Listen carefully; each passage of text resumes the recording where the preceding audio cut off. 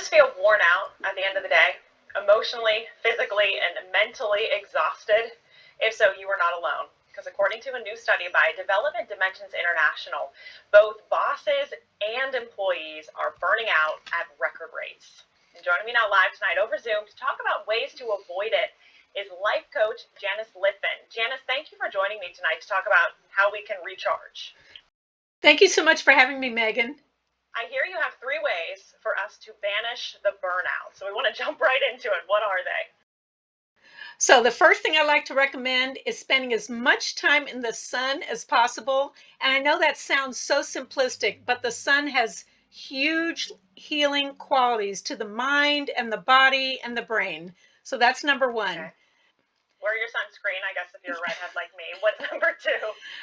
Number 2 is something I've just developed called Find Your Happy. What I mean by that is take the time during the day to celebrate the little wins. Maybe it's something so simple as you just finished a big project. Rather than jumping right down to the next item on your to-do list, stop and smell the roses. Acknowledge that you've finished. The brain loves a completion. It releases happiness chemicals in the brain. And it's okay to stop and feel happy, even for the littlest accomplishment. Even if it means scratching it off the list. I know Yes. some people are big into that. Yes, scratching it off the list is big. Okay, so celebrating sunshine, and what's the third one? The third one is probably one of my favorites, and that is fitness. You may not know that I'm a Zumba fitness instructor. And for me, hearing the music and being with friends, even in Zoom, you can find some fun fitness with fun Latin music. Okay, I could get down with all 3 of those. So if you're looking to jump into self-care to handle your stress, are there any exercises or anything you can do at home? Yes, there are a lot of things you can do. Number one, I like to talk about journaling. Daniel Pink says that you don't even know what's bothering you until you start writing. And for those of you who've heard of Julia Cameron and her book, The Artist's Way, she talks about writing morning pages. Start with just 3 pages. And usually what happens is you write more. So the more you write with a pen and paper, the more you start to get it all out, because as you know, you'll explode if you don't.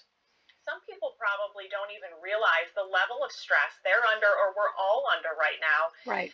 And I was curious if there's any way to take an audit of your emotions.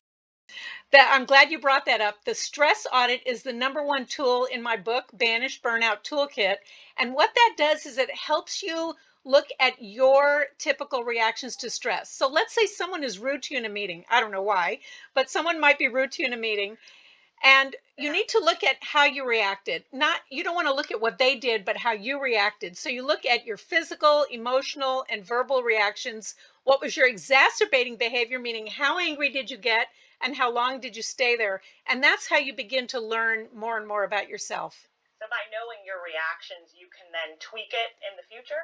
Yes, of course. That's the whole idea. And the last tool I'll tell you is called STOP, which stands for stop, take a big breath, observe, and then proceed. That was developed by John Kabat-Zinn, considered the father of modern day mindfulness. When you stop, that's a way to interrupt your negative thoughts. And then taking that deep breath actually calms you down, and then look at your patterns. Well, thank you so much for joining us. April is Stress Awareness Month. Hopefully we can all put these tips to good use. Thank you for your time. Thank you so much, Megan. I enjoyed it.